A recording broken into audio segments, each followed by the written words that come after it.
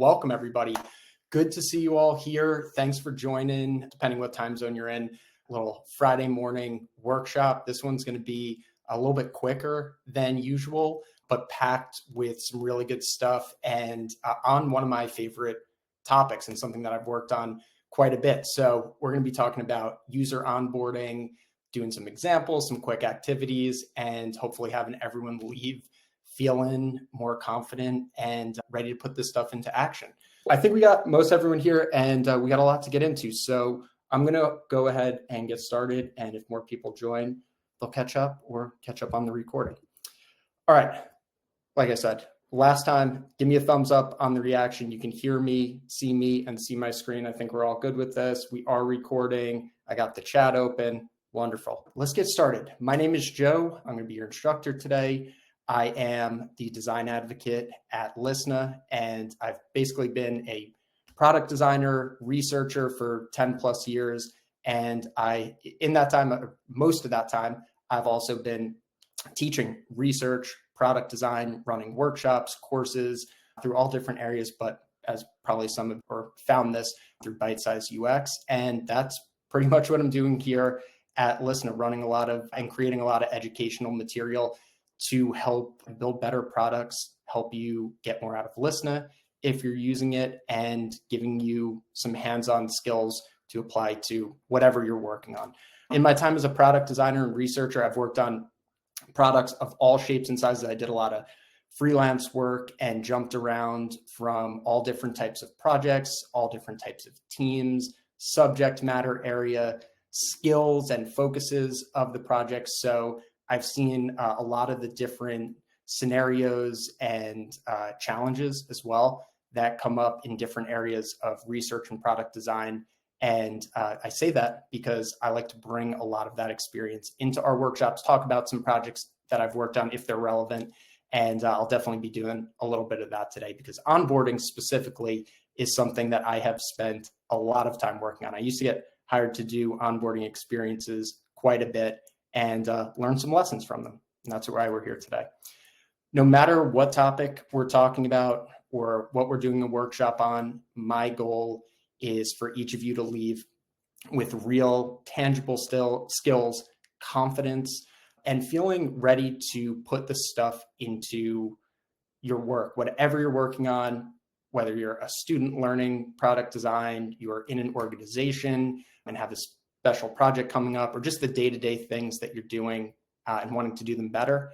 I want you to leave not just knowing more about the topic, but feeling like you're ready to put that into action and will be a better designer, more skilled designer or researcher tomorrow.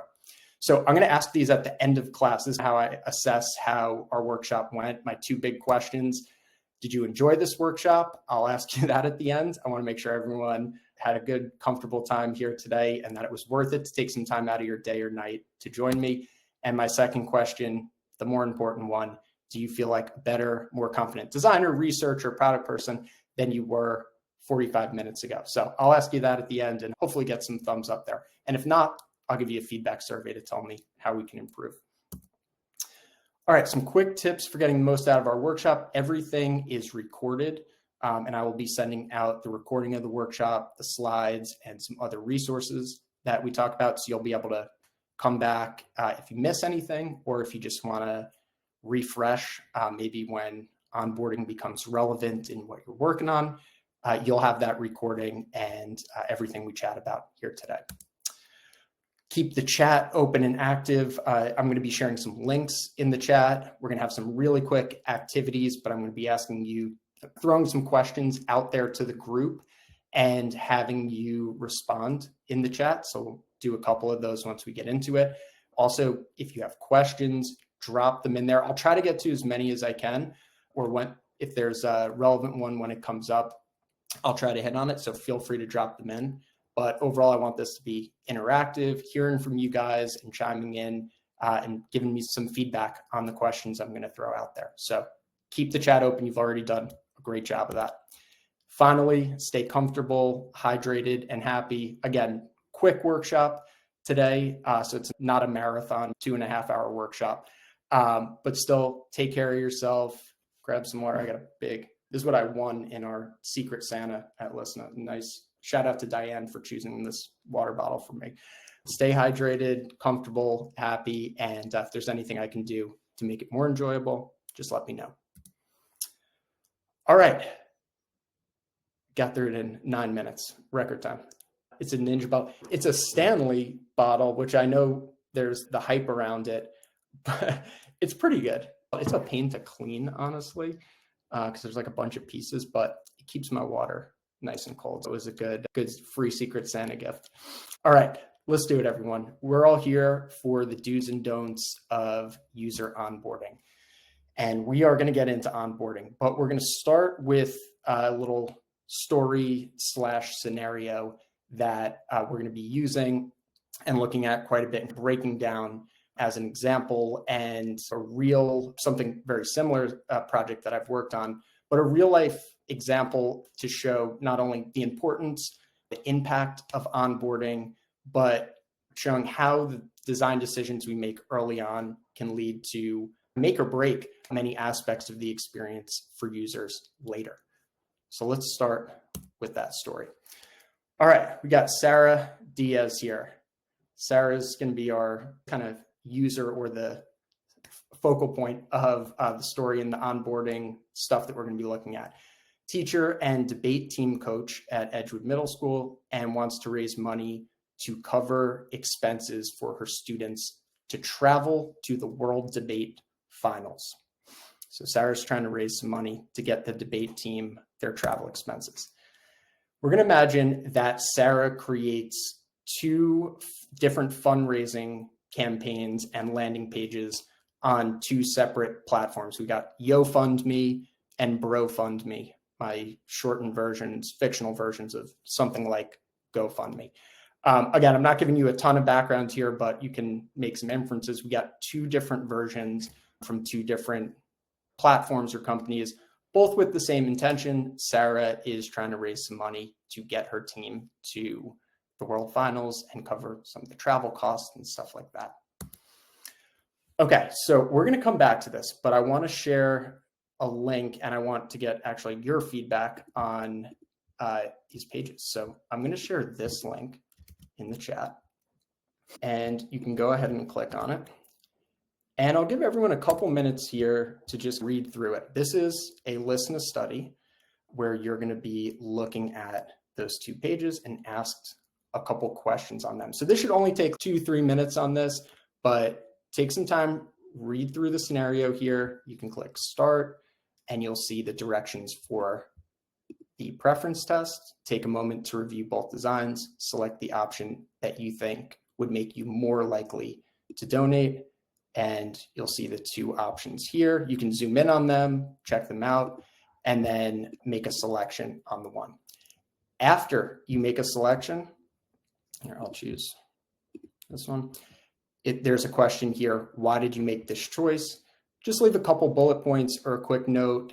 Try to be specific, but nothing, you don't need to write a whole paragraph or a dissertation on it, but leave a couple notes and a little backup or evidence to support why you chose the one that you did.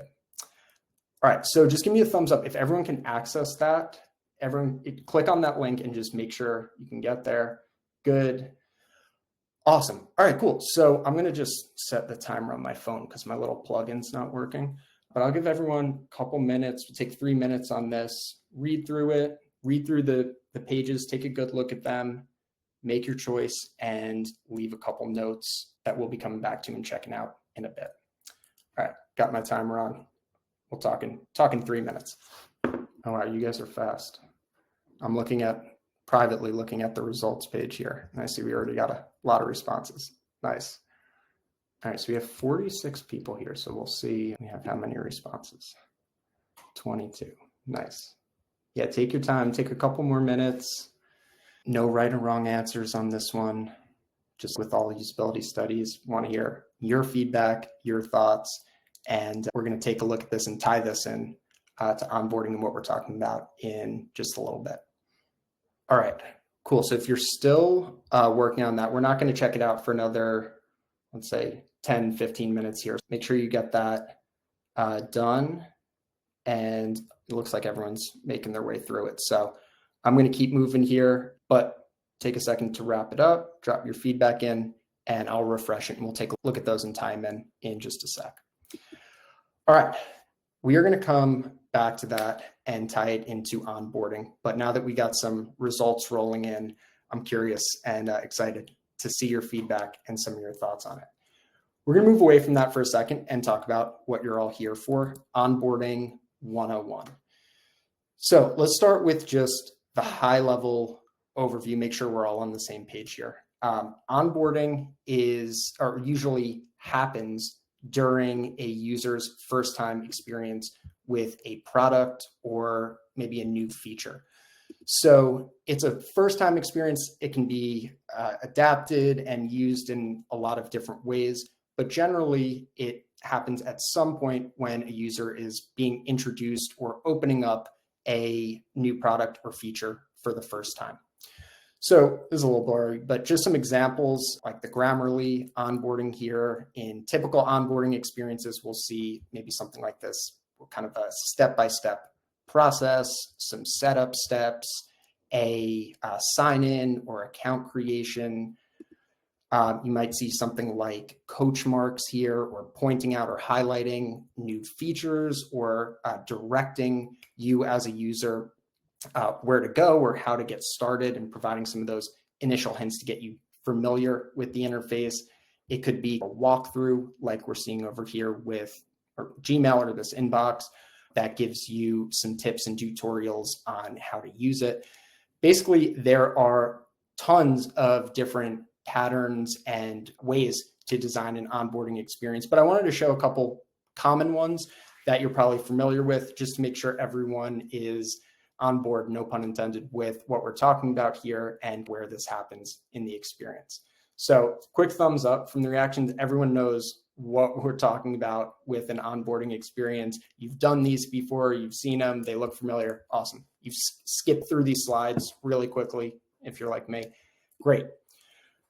Okay, so what is the point of designing an onboarding experience? Why do we have this kind of separate part of the experience that we don't really see again, or the user doesn't really see again, but happens and at a very specific point when they're first signing on or trying something new out? When I ask this question to other classes, throw it out to the group, I hear a lot of things like the screens that I just showed you, right? Highlighting features and benefits. Maybe the purpose is something like Slack here, where it's giving you an overview, walkthrough of what you can do in the product, framing some of the names and maybe some simplified designs here to get you familiar with what it does and how it can help you. Some other common answers or thoughts around onboarding is that the goal is to educate users about where things are and how to use them. We saw this with the coach marks and arrows. This example is from Discord here, where you're seeing maybe some kind of call out or tooltip that's going to direct you and help you get familiar with the navigation or the different features or interface available to you. Yeah, coach marks, Dan, are you don't really hear it that much, but these used to be way more common. Coach marks are when it's like that overlaying, pointing you to something. I will say in general, we'll get into this, but they don't really work well as an onboarding experience, but I've heard them referred to as coach marks, something like this here. So highlight features and benefits, educate users about where things are and how to use them. And also in many cases from a product perspective, funneling users towards conversions and business goals, getting them to set up an account, to buy something, to subscribe to something, to upgrade, to start a premium plan, and bringing them in as a customer in many cases in the onboarding experience. Now, there's more than this, but I think in general, these are the common things that most people think about when we talk about onboarding goals. Those are all common patterns and choices for onboarding. Those are things we see all the time in onboarding, but it's not the goal of onboarding. The goal of onboarding is not to show you where things are. The goal of onboarding is not to highlight benefits or things that you can do. the bigger overarching goal of user onboarding is it's the process of radically increasing the likelihood that new users become successful when adopting your product. So that might come through showing them where things are in the navigation. It might come through highlighting those key benefits. Those might be solutions to get to this ultimate goal.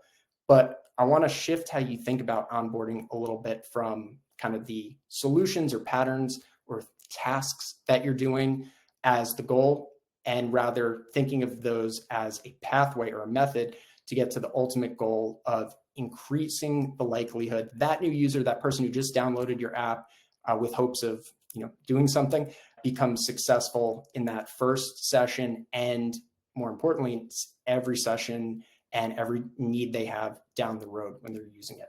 So I think, and your example definition, your onboarding goal, bring value to the user quickly with their initial experience. Yeah, that is a good one. And that is a good way to get to this too, is if they're get a quick win at the beginning. That's a really helpful way to facilitate this larger goal of increasing their likelihood that they'll be successful in the short term, as you said, and also further along as they're adopting your product. So we want to set our users up for success with onboarding. All right, I'm going to come back to our fundraisers here. We saw our mini scenario of Sarah trying to raise some money to cover expenses for her debate team to travel. We saw our two different versions of this fundraiser page, YoFundMe and BroFundMe. I think I took the names out in the study because I didn't want it to bias. BroFundMe sounds a little bit maybe not as trustworthy or something, but I had to make two different names to distinguish them. So you guys took a look at these, you gave some feedback on them, and now we're going to take a look at those results. So what you're looking at here, wow, we got a lot of responses. Awesome. So what you're looking at here is the back end or study results of the list preference test that you all just participated in. And I'm going to post the link here because I published it so you guys can all see this. And if more results come in, you'll be able to see them as well. All right, so let's look at the results. Probably not going to be a big shocker here, so I'm not going to take a ton of time to do it. But we had YoFundMe, this one, with 95% votes in the preference test. And we have BroFundMe with 5%, only two of us. And one of those was me, just doing the example. So I thought I'd give it one check, but I guess someone else liked this one better. So we see a drastic overperformance of FundMe, probably as most of us expected, just from checking both of them out. More importantly, though, let's check out some of your answers to the follow-up questions here. More personal, full cost description builds trust. Personal, more personal and concrete. You can see the students' faces, names. Green button feels more attractive to click, like that. Prefer the detailed description. I'm going to kind of skim through these, but empathy, I can empathize more with the picture. Use of real photos, real people. Header image felt more welcoming. Let's see what the word cloud gives us here. Personal, I thought that would be right at the top here. So you can check these out on your own, and there's a lot of good answers. Thank you for giving such detailed answers on these. I'm going to check them out in more detail myself. But we can see really just from scanning through this that there is some pretty common themes here. We chose that first one, and a lot of the reason is about the transparency, the cost, the personal connection, I think would probably be the biggest one.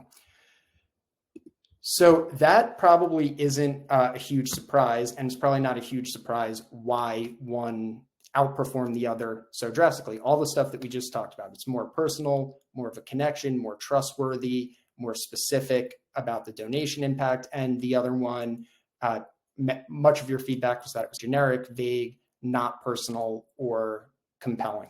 So this is the surface level reason. But to get to our topic here today, the underlying reason that we're going to look at in this scenario is the onboarding process. We know that the final result, these two fundraising landing pages, had totally different test results and would probably raise, one would probably raise much more money than the other. And we're going to see how that actually starts with the two different onboarding processes that Sarah went through leading up to creating these pages. So let's start with the first one, YoFundMe, which is the one that only got, we'll say, one real vote, because mine was just throwing it out there. And let's imagine the onboarding process here. Sarah is creating this landing page, creating this fundraising page, and is being onboarded for her first time creating it.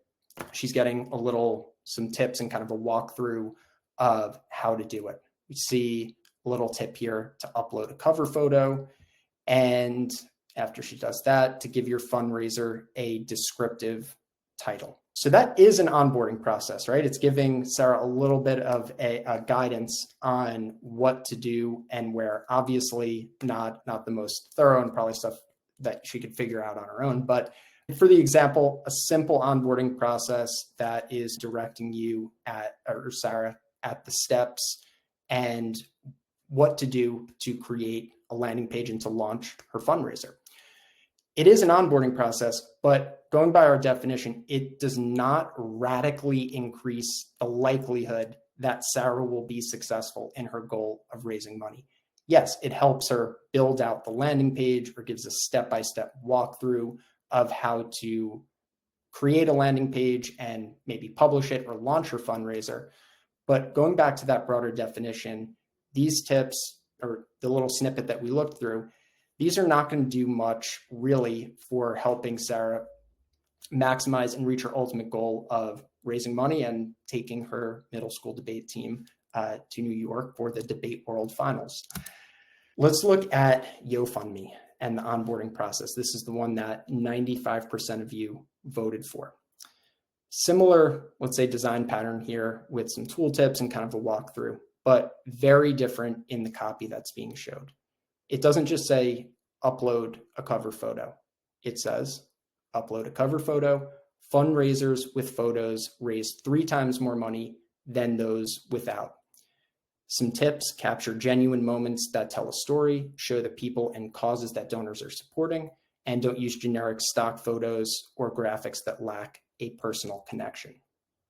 Down to the title here, give your fundraiser a title. Same tip as the first one, or same point of kind of directing you to that, but it's some more tips here. The title is the first thing potential donors see. Make it specific and engaging. Avoid general and vague titles. Use action words that inspire and motivate. Avoid being too generic or unclear about your cause. And then again, we have some examples down below. So you can see from these two that even though they're both technically onboarding processes that are, directing you somewhere, that there's a big difference in that ultimate goal of helping Sarah raise money, helping her not just publish a landing page, but actually get set up for a successful campaign. Her real goal of raising money and being able to take her team to New York and covering the travel costs here. Thumbs up, everyone.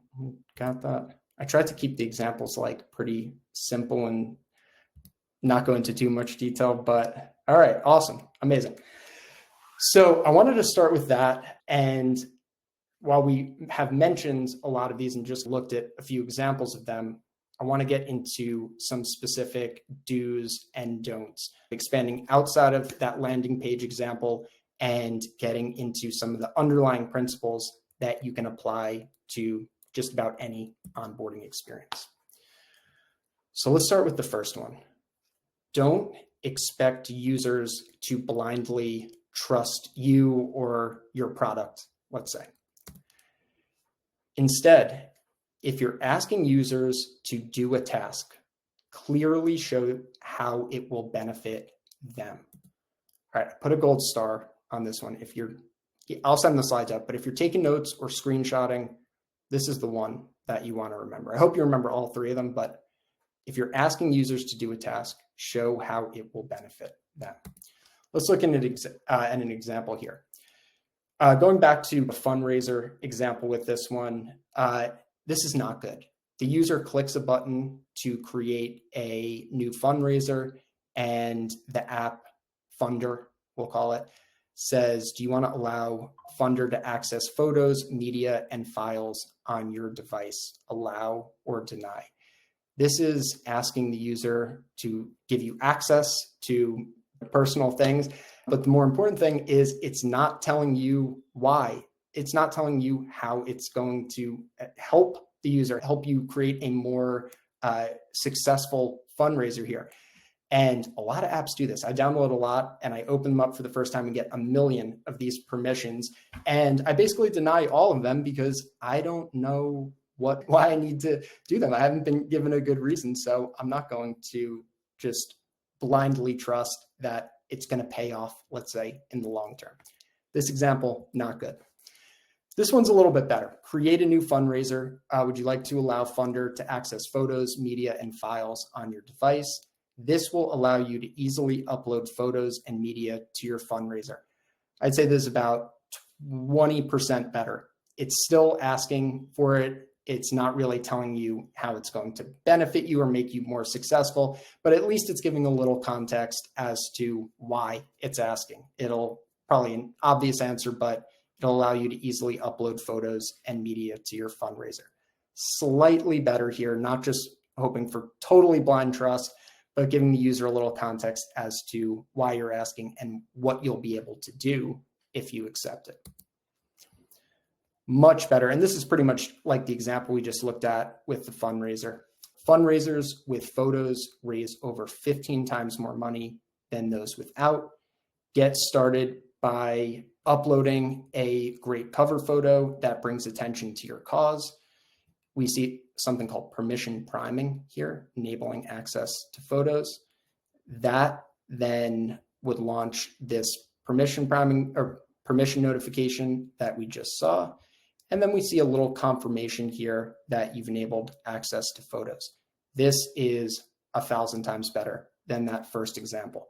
It's asking the user to do the same thing, allow access to photos, but it's providing a why they need it, how it's going to make you more successful, and some really clear steps and confirmation to help the user feel confident, not only that this is a step that's going to help them get to their goal, but that it's all following a linear process, they're doing it right, and confirming and getting a response to the actions that they're taking here.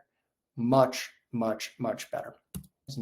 Sarah, is anyone here as a thread up seller? Sorry, you're probably in the wrong workshop, but if you want to learn about onboarding, you are more than welcome to stick around.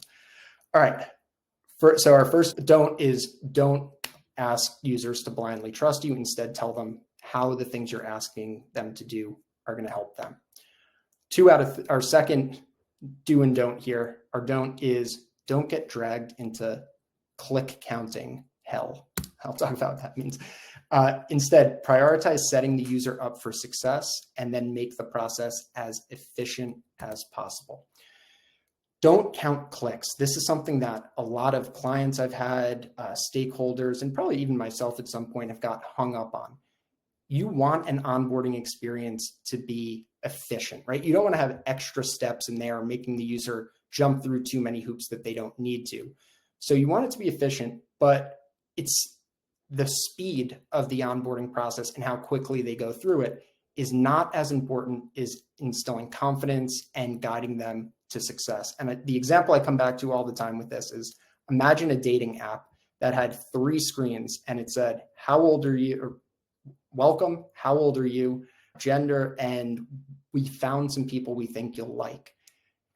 Quick onboarding process, but is anyone really, if you're just answering these 2 questions about yourself, do you really think that you're going to get a great recommendation for the perfect partner, perfect match, perfect person to go out on a date with or start chatting with? Probably not. So an extreme example here, but I think illustrates the point of prioritizing the goal and the confidence that the user has along the way over strictly the time or number of clicks it takes to get them there. I'm going to go just because of time. I'm going to skip this, but this is an example that I've shared a bit from my own work. If we have time, I'll come back to it. Our last don't is don't assume that the speed bumps. For probably everyone here in product design research, you're going to know assumptions are a don't for just about every aspect of the process. but I want to show you specifically how that relates to onboarding.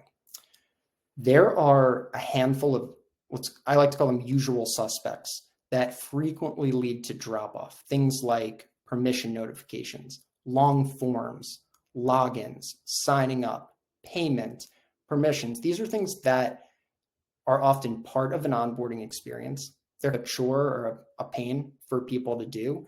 And they're usually an area where you will see people dropping off or leaving the onboarding process. Now, while it's true that in general, these types of things like making someone create an account is a usual suspect for drop off, they might not be the most important thing to focus on. It might not actually be the area that is stopping users from continuing in the onboarding process. So instead of assuming or blaming, let's say, some of those usual suspects chores that people have to do as the reason for drop off, you want to test and uncover those hidden speed bumps. Actually see or verify if that's what's going on, or if maybe there's another area that is halting progress for the user. Often the biggest speed bumps are caused by doubt, uncertainty, or user feeling overwhelmed, not the time it takes to complete them or the pain in the butt factor that they have creating an account. An example here, if we're creating a fundraiser and we get to this screen, select a category, which best describes your fundraiser. This is a very easy screen to complete, right? You're just making a selection from these. There's not a long form. There's not a lot of steps on this. It's quick. Probably wouldn't be the first thing you think of as an area that's going to stop users in their tracks. But think about maybe some of the questions that come up for a user who's creating a fundraiser and gets to this screen. One, can I change this later? I'm picking a category. It seems important, but I don't really know how it's used. My fundraiser fits into a few different categories. It's kind of education because I'm a teacher and a debate team coach, but it's also a travel related one.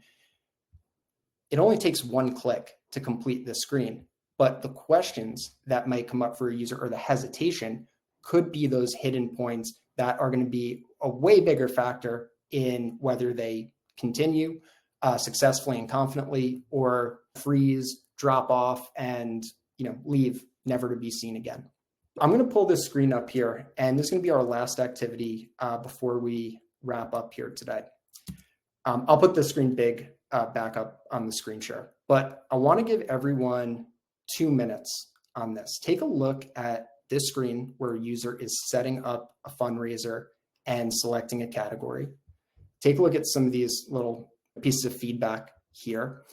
And I want you to just write out a suggestion in the chat, just a quick one thing based on this that you might change in the design, the copy, the layout, anything that you want that might change this from a speed bump for the user into something that they can go ahead with confidently. So I'll give you some time. I see the answers rolling in. Take a couple minutes on that. We'll share some of those and then wrap up with some takeaways and next steps. So we got multiple choice option. Jesse says, tell the user why you're asking the questions. Let them select multiple answers. Cool. Anne says, select category, use your own. Nice. Check boxes, icons, search. Someone said, give me some emojis. Ellen. Maria said, Ed, you can always change it later. Nice. Heather had the same idea. Filippo had the same idea. Other selection from Robin. Andre. That was Andre, this is a good time to bring up your question from before I saw. Let's see, a couple more. Search bar. Nice. Change it later. I didn't think of the search bar. That's a good one. Change it later. Feel free text or option to skip. Save for later. Nice. Good answers. Let's see. I think you got most of the ones that I had here, but saw a couple of these, right? This would be one way to improve it. Clearly connecting this task to the user goal. Select a category. Raise more money by getting your fundraiser in front of thousands of donors who have funded similar causes. Ties it directly to the goal and the benefit and the reason for doing this. Again, not just asking users to do it blindly. This was a lot of good suggestions on this one. Give users the tools to make a confident choice. I saw some good answers here, maybe something like multiple choice, maybe showing other popular causes in animal welfare for you to decide, is this the category that I want to be in? Is my fundraiser similar to these other ones that I'm selecting? Some of you said multiple choices here. Lots of different possibilities for this, but all in the same theme of giving users tools to make a confident choice. And I was happy to see this one. This is the one I had in mind when I said there's some small tweaks that I think could make a big difference. Giving users an out, right? No pressure. You can change your fundraiser category anytime. Skip for now, not locking them in to make that decision at the moment and living with it, but giving them the confidence that they can come back to it. And you can imagine just incorporating all the things I just showed you, a skip button, some context, a reason for asking people to do it. We could test it out and prove it, but I'd be pretty confident in saying that this onboarding experience or this screen versus this one, this first one here is going to have a much better conversion rate, and more importantly than that, a much more confident user who feels excited and ready to succeed in the fundraiser that they're creating. Got some confetti poppies there. Nice. Agreed. Okay. Yeah. Good. This was like my finale screen of, hey, this is better than this. Good. All right. Glad that resonated with everyone. All right. We're going to wrap up here. And I know we're almost out of time. And I always go over a couple minutes, but I'll keep it super quick here for some key takeaways and next steps. Onboarding, it is all about increasing the likelihood that new users become successful when adopting your product. I hope you remember more things and more specific things from this workshop today and employ them, but they all, if you only take one thing away, this would be it. It all comes back to this different mindset when you think about onboarding, not just as a tutorial or a walkthrough or a first impression, but as a starting point to help users have immediate and continued success when adopting your product. And this really just opens up all the different possibilities for how you can create an onboarding experience, not that just uses common design patterns, but that's really tailored to what your users care about and are trying to do. If you're asking users to do a task, clearly show how it will help them do the thing that they actually want to do, right? We always have to keep reiterating and tying it back to their goal. And just to be even more specific with this, if you're asking users to do a task, think of Sarah. Clearly show Sarah how it will help her raise enough money to take her debate team to New York for the World Debate Finals. We want to tie it to the thing that they're actually trying to do. Sarah's goal is not to build a landing page. Sarah's goal is to raise $5,000 to take her team to New York, and everything in our onboarding process should support that. Some next steps, I'm going to share this in the chat. I'm not going to go through all this right now because there's so much here, but this is, besides joining this workshop, I'll say, this is the best resource for user onboarding ever. These teardowns, the guy who runs this site, and it hasn't been updated in a while, but there's still gold tier. You can click through, and this Kickstarter one's good because I took a lot of examples from this. He goes through onboarding processes for apps and websites and dissects them on another level. They're funny, they're entertaining. You'll whiz through these, and they show so many. He does such a great job of showing so many key aspects of the onboarding process and so many great examples for them. Some are good, some are bad, most are somewhere in between. A lot of these teardowns are old, really old, but the principles are still completely relevant and interesting to look at. I'll just say, if you want to see the worst onboarding experience of all time, I haven't looked at every single one of these, but I've looked at most, and I can tell you that United Airlines is the worst of the bunch. It's probably updated, hopefully, since this was done, but that is the worst ever. Check through some of these after our workshop today, and I think a lot of things we talked about here will click.